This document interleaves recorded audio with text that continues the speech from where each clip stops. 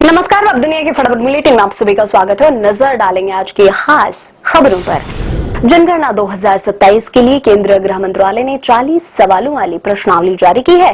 पहली बार जाति से जुड़े आंकड़े जुटाए जाएंगे। लोगों से बैंक खातों की संख्या, कोविड-19 टीकाकरण, मोबाइल नंबर, आधार, वोटर आईडी और पासपोर्ट समेत कई जानकारियां मांगी जाएंगी। स्वतंत्रता दिवस से एक दिन पहले दिल्ली हाईकोर्ट को बम से उड़ाने की धमकी। आज सुबह ईमेल के जरिए मिली थी धमकी।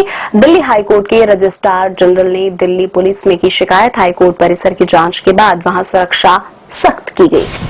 केंद्रीय स्वास्थ्य मंत्री जेपी नड्डा की तबियत बिगड़ने के बाद उन्हें दिल्ली के एम्स में भर्ती कराया गया है। 13 अगस्त की शाम बेचैनी की शिकायत के बाद डॉक्टरों ने उनकी जांच की, जिसमें हृदय संबंधी परीक्षण और एंजियोग्राफी भी शामिल है। अस्पताल के मुताबिक नड्डा की हालत स्थिर है।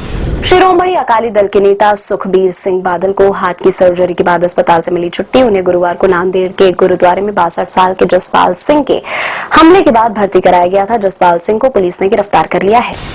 केंद्रीय गृह मंत्री अमित शाह ने बताया, नारकोटिक्स कंट्रोल ब्यूरो ने यूएई से भगोड़े drug kingpin Virendra Singh Basoya को भारत वापस लाने में कामयाबी हासिल की है। शाह ने इसे नशीले पदार्थों के खिलाफ मोदी सरकार की जीरो टॉलरेंस नीति में एक नया मील का पत्थर बताया है। सुप्रीम कोर्ट ने दी राहुल गांधी को राहत। शीर्ष अदालत ने सावरकर के खिलाफ टिप्पणियों को लेकर कांग्रेस नेता राहुल गांधी के विरुद्ध दायर आपराधिक मानहानि की शिकायत और अधीनस्थ अदालत द्वारा जारी समन को रद्द किया।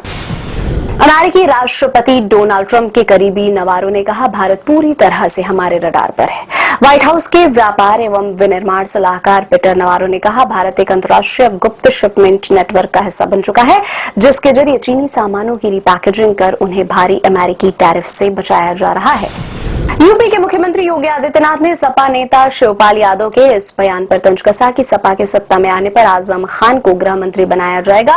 योगी ने कहा, सपा उन्हीं की वकालत करती है जिन्होंने देश की स्वतंत्रता का विरोध करने और भारत के विभाजन का पक्ष लेने वाले मोहम्मद अली जौहर के नाम पर एक विश्वविद्यालय स्थापित करने का प्रयास किया। मध्य प्रदेश के देवास जिले में स्वतंत्रता दिवस की पूर्व संध्या पर भाजपा द्वारा शुक्रवार को निकाली जा रही तिरंगा यात्रा पर मधुमक्खियों के झुंड ने हमला कर दिया, जिसमें करीब 40 पार्टी कार्यकर्ता घायल हुए हैं। दरअसल डीजे उपकरण लेकर जा रही गाड़ी एक पेड़ पर बने मधुमक्खी के छत्ते से टकरा गई थी। बच्चों और किशोरों में बढ़ते वेपिंग के खतरे को लेकर संसद में राज्यसभा सदस्य स्वाति मालीवाल द्वारा उठाए गए सभी मुद्दों का महिलाओं के संगठन मदर्स अगेंस्ट वेपिंग ने स्वागत किया है। संगठन ने भारत में ई सिगरेट पर लगे प्रतिबंध को सख्ती से लागू करने और नाबालिगों को इसकी आपूर्ति करने वाले नेटवर्क के खिलाफ कार्रवाई की मांग की है। सुप्रीम कोर्ट ने शुक्रवार को आंध्र प्रदेश हाईकोर्ट के उस आदेशों में दखल देने से इनकार कर दिया है, जिसमें राज्य के मुख्यमंत्री एन चंद्रबाबू नायडू और मंत्री पी नारायण के खिलाफ राजधानी अमरावती में लैंड पूलिंग योजना में कथित अनियमितताओं से जुड़े मामले को रद्द किया गया था। कोर्ट ने कहा, वह हाईकोर्ट के आदेश में हस्तक्षेप करने के पक्ष में नहीं है। कांग्रेस महासचिव जयराम रमेश ने जाति जनगणना के मुद्दे पर केंद्र सरकार पर निशाना साधा और कहा कि जातियों की सूची उपलब्ध नहीं कराए जाने और उत्तरदाताओं द्वारा बताए गए जवाब को उसी रूप में दर्ज किए जाने की व्यवस्था से सरकार की मंशा पर गंभीर संदेह पैदा होता है। कहा, इस पूरे मामले में राजनीतिक दलों के साथ कोई चर्चा नहीं की गई। कांग्रेस के एमएलसी सलीम अहमद कर्नाटक विधान परिषद के सभापति निर्वाचित हुए। बासवराज होरट्टी के 7 अगस्त 2026 को विधान परिषद के सभापति पद से इस्तीफा देने के बाद ये पद खाली हुआ था।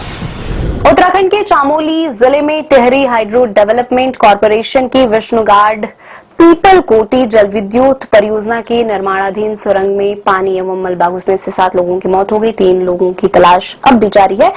जिला आपदा प्रबंधन अधिकारी एनके जोशी ने बताया, हादसे के समय सुरंग में कुल 22 कर्मचारी मौजूद। बड़ी संख्या में भारत और पाकिस्तान के लोग एक दूसरे को अपने लिए सबसे बड़ा खतरा मानते हैं।